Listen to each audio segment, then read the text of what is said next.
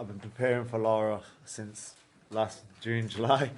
I did say this before the fight. I know him better than he knows himself, and that's down to my team doing the research, studying him over and over again, getting that bulk of information, kind of dumbing it down for me, and giving me what I needed to do.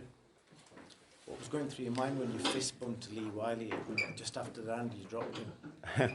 So, you know, there's a little sequence which I was landing last fight, a little occupy around the side, down the middle of the right hand. He was putting his head under it, and obviously Lee told me he had that information from last time. He said you can switch that up and bring it up underneath when he puts his head down.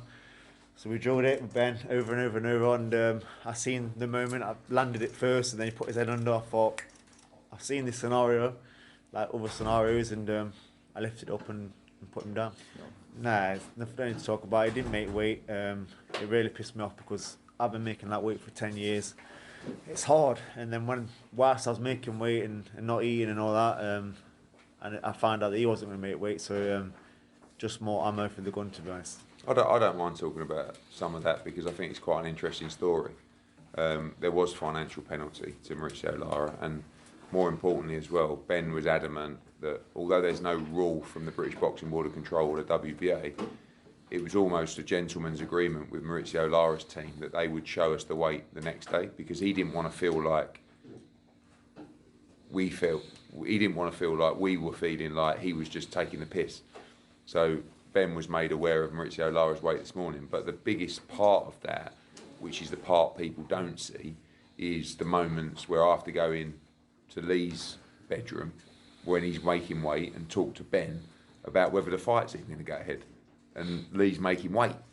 You know, he's listening to the whole conversation, and it's like, you know, Ben rightfully so looking out for Lee Wood. At the same time, you're looking at the career saying, well, if we pull out of this fight now, he's just a voluntary defence, Mauricio Lara. There's a mandatory due. He's not going to get a shot. He's not going to fight tomorrow night. He might not fight till September. It probably won't be for the world title. You're kind of a little bit screwed, really. But at the same time, everything was put in place to make sure that it was, you know, it was fair, particularly today. But it was really difficult.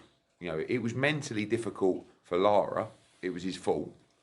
But it was also mentally difficult for Lee because he had to go through those moments, the morning of the weigh-in, not knowing whether the fight was happening or not.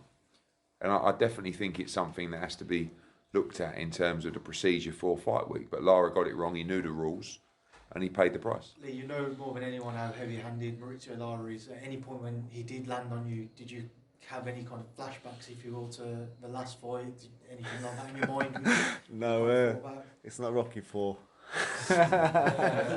No, I was so headstrong, you know. Like I said, I didn't even leave the ring last time before I knew I could put it right. I knew I was better than him. It just doing it and not switching off. Every fight I've had is a different challenge. Zukan, like I said over and over again, it was work rate and dropping his work rate with the things I was doing. With Conlon, he was more skillful, but it was breaking him down and beating him up. This fight is a big puncher, but he lulls you to sleep. There's moments when you think, I should be doing something, but no, just if he wants to do that, let him do that. Crack it on. Yeah, discipline. Different ways to win fights, and I've got the team that will look at my opponent and make sure I'm doing the right things to do it. Yeah, I got it wrong last time. I put it right this time. I think it makes sense.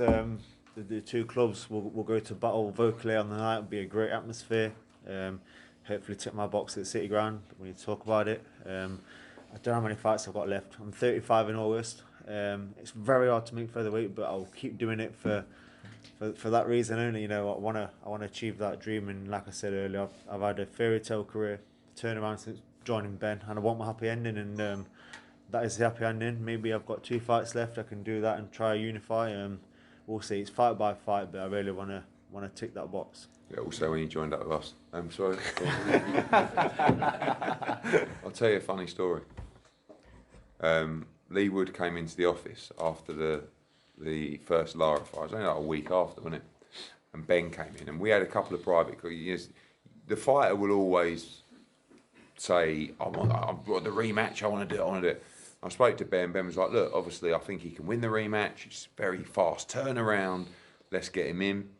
And we sat down. I said to Lee, look, you know, I think it's a very fast turnaround. You could let Josh Warrington fight Lara. you got the winner. I know there's a mandatory, but we can work that out. And he's like, no, absolutely not. There is no way I'm not fighting him next. I'm doing the rematch. Yeah, but obviously it's only a couple of days after the fight. No, it doesn't matter whether it's today, next week, I'm having a rematch. I'm not stepping aside, blah, blah, blah. Then he goes to the toilet, right?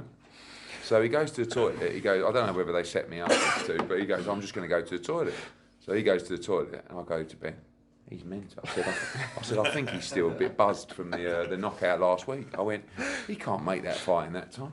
He's like, look, you know, he's very stubborn. Like, I think, you know, he's like, and I'm thinking, hey, anyway, comes back. I'm like, Lee, I think I've been talking to Ben, and it's a very fast set. There's nothing to discuss. So make the rematch, and on we go. And he was right, you know. And it's those little decisions would have been so easy not to take the rematch, so easy. And then someone sticks a mandatory in, someone does this, and I really felt like it was felt like it was a wrong decision. I really did. I would have said it was a bit too well. Oh, you'll say anything. When would you say that? What? When would you say that? I always use me. You talk rubbish, you do. I'm sick and tired of your rubbish all week. You might have said he'd be a world champion. You'd never say he would be a 2-time world champion. Know it all. Stop it. The club, really. Look, everybody wants to do it, right? They're a football club. That's their business. So, do they want to do it? Yes, of course. The logistics of doing it now, the biggest problem with doing it now is it would have to be in September, and it would have to be if even the ground staff and all those people would allow you to go on the pitch during an away weekend, right? It's a very difficult turnaround. I know it's a different, you know, surface and stuff like that, but you still have to load in from a Tuesday or Wednesday. You have to put a huge amount of pressure and machinery on the pitch. It needs to recover after. Some pitches can do that, some pitches can't. Let me just say, just had a new pitch lead. It's like half artificial hybrid, so that's a good thing. Good. And also, Mate, in 2 I weeks, want to do it. In 2 weeks, we get the fixtures. There might be an international break. And Yeah, September international break. but end of September. You tell him, Lee. Yeah, I'm I trying. want to do it. I think there's a few quid in it. I'm up for it.